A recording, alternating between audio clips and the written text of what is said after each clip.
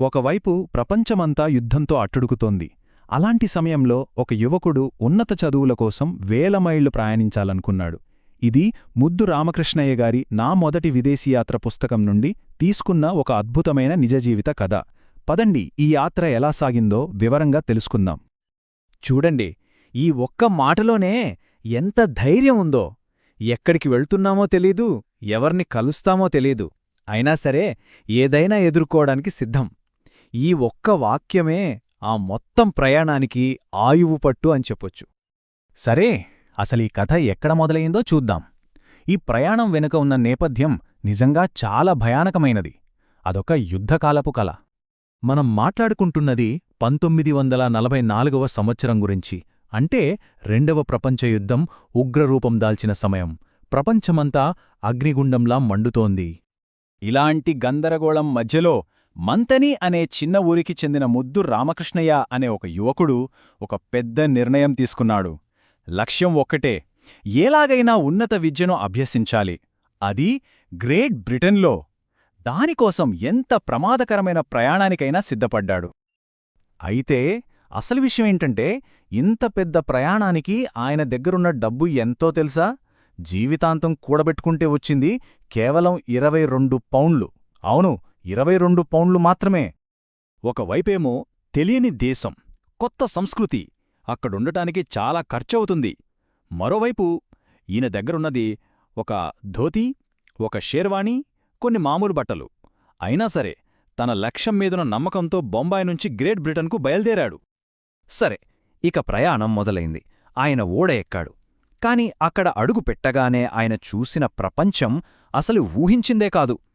తను వదిలివచ్చిన ప్రపంచానికి పూర్తి భిన్నంగా ఉంది. అదేదో మామూలు ఓడ అనుకుంటే పొరపాటే. అదొక తేలి ఆడే నగరంలా ఉంది.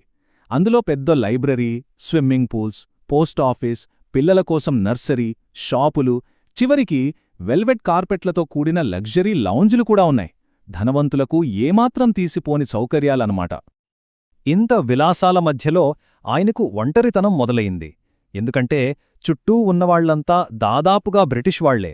వాళ్ల యాక్సెంట్ అర్థం చేసుకోవడానికి చాలా ఇబ్బంది పడ్డాడు. అప్పుడే తెలిసింది, ప్రయాణంలో అసలైన సవాళ్లు మొదలయ్యాయని. అయితే ఈ భాషా సమస్య, ఈ ఒంటరితనం, ఇవన్నీ ఒకెత్తైతే వాళ్ళని ప్రతిక్షణం వెంటాడుతున్న ప్రాణభయం మరొకెత్తు. దాని ముందు ఇవన్నీ చాలా చిన్నవి. అసలు యుద్ధ సమయంలో సముద్ర ప్రయాణం ఒంటరిగా చెయ్యరు. వాళ్ల ఓడతో పాటు ఇంకా చాలా ఓడలు కలిసి ఒక గ్రూప్గా వెళ్తున్నాయి. దీన్నే నావికా కాన్వాయ్ అంటారు, రక్షణ కోసమన్మాట. ఆ కాన్వాయ్ ఎంత పెద్దదో తెలుసా? దాదాపు 50 నుంచి 60 ప్యాసింజర్ షిప్పులు. వీటికి రక్షణగా యుద్ధనౌకలు అంటే డిస్ట్రాయర్లు ఎప్పుడూ కాపలా కాసేవి. సముద్రంలో పెట్టిన మైన్స్ని క్లియర్ చేసుకుంటూ ముందుకెళ్లేవి. ప్రమాదం ఎప్పుడూ పుంచి ఉండేది. జర్మన్ బాంబుల నుంచి తప్పించుకోవడానికి ఎప్పుడు పడితే అప్పుడు రూటు మార్చేయాల్సి వచ్చేది. అంటే బతికి గమ్యం చేరతామా లేదా అన్నది పూర్తిగా సైనిక రక్షణ ఇంకా అదృష్టం మీద ఆధారపడి ఉండేది. ఇక వాళ్లు ప్రయాణిస్తున్న మార్గం కూడా మామూలుది కాదు. యుద్ధంలో అత్యంత కీలకమైన, ఇంకా చెప్పాలంటే అత్యంత ప్రమాదకరమైన సముద్ర మార్గాల గుండా వాళ్ల ప్రయాణం సాగింది. వాళ్ల ప్రయాణం మధ్యధరా సముద్రం నుంచి మొదలైంది. అక్కడి నుంచి శత్రువుల కన్నుగప్పి జిబ్రాల్టర్ జలసంధిని దాటారు. ఆ తర్వాత యూ బోట్లు ఎక్కువగా తిరిగే భయంకరమైన బే ఆఫ్ బిస్కేలోకి ప్రవేశించారు. అలా మెల్లగా ఇంగ్లీష్ ఛానల్ వైపు వెళ్తుండగా ప్రతి మలుపులోనూ ఒక కొత్త ప్రమాదం ఎదురవుతూనే ఉంది. ఎట్టకేలకు ఆ పొగమంచులోంచి బ్రిటన్ తీరం కనిపించింది. అబ్బా, గమ్యం చేరాం అని ఊపిరి పీల్చుకునే లోపే వాళ్లందరిలో ఒక కొత్త భయం మొదలైంది. దీనికి యుద్ధంతో ఎలాంటి సంబంధం లేదు. ప్రాణాలకు తెగించి యుద్ధ సముద్రాన్ని దాటి వచ్చాక ఇప్పుడు వచ్చిన ఈ చివరి అడ్డంకి రామకృష్ణయ్య గారిని వచ్చిన దారినే వెనక్కి పంపేలా ఉంది. మొత్తం కలను నాశనం చేసేలా ఉంది. అసలు విషయమేంటంటే, ఓడ పైలట్ ఒక ప్రకటన చేశాడు. ఎవరి దగ్గరైతే బ్రిటన్లో ఉండటానికి సరిపడా డబ్బు లేదో వాళ్లని దేశంలోకి అడుగుపెట్టనివ్వమని. తన దగ్గర ఉన్నది కేవలం 22 పౌండ్లు.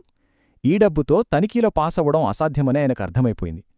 ఇంత కష్టపడి చేసిన ప్రయాణం, తన కల అన్నీ కళ్లముందే కూలిపోతున్నట్టు అనిపించింది. ఇప్పుడు ఏం చేయాలి? దేశంలోకి అడుగుపెట్టడానికి తన దగ్గర తగినంత డబ్బు ఉందని ఎలా నిరూపించాలి? ఆ నిరాశలో తనకి ఆ ఓడలో పరిచయమైన ఏకైక భారతీయుడు సురేష్ బాబు అనే మరో విద్యార్థి గుర్తొచ్చాడు.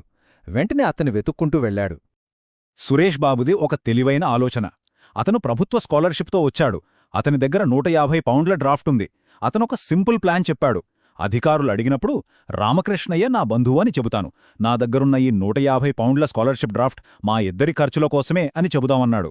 ఇది కేవలం నమ్మకం, సమయస్ఫూర్తి మీద ఆధారపడిన ప్లాన్. ఈ ప్లాన్ వర్కౌట్ అవుతుందో లేదో తెలీదు. ఇదొక పెద్ద రిస్క్. కాని ఆ పరిస్థితుల్లో ఆయనకు మిగిలిన ఏకైక ఆశ అదే. అద్భుతం జరిగింది. ఆ ప్లాన్ వర్కౌట్ అయ్యింది. అధికారులు సురేష్ బాబు చెప్పిన కథను నమ్మారు. రామకృష్ణయ్యను స్కాట్లాండ్లోని గ్లాస్గోలో దిగడానికి అనుమతించారు. అలా ఒక తోటి ప్రయాణికుడి దయా తెలివితేటల వల్ల ఆయన బ్రిటిష్ గడ్డపై అడుగుపెట్టగలిగాడు. తన కల నెరవేర్చుకునే దిశగా మొదటి అడుగు వేశాడు. ఈ కథ విన్న తర్వాత స్వామి వివేకానంద చెప్పిన ఈ మాటలు ఎంత నిజమో అనిపిస్తుంది. అఖండమైన పట్టుదల, ధైర్యం, ప్రయత్నాలతోనే ఉత్తమ ఫలితాలు వస్తాయి. రామకృష్ణయ్య గారి ప్రయాణం దీనికి ఒక చక్కటి ఉదాహరణ. ఈ కథ మనల్ని ఆలోచింపజేస్తుంది. ఏ గొప్ప ప్రయాణంలోనైనా సరే మనకు కనిపించే పెద్ద పెద్ద ప్రమాదాల కంటే మన సంకల్పాన్ని నిజంగా పరీక్షించేవి ఇలాంటి కనిపించని, ఊహించని అడ్డంకులే కదా.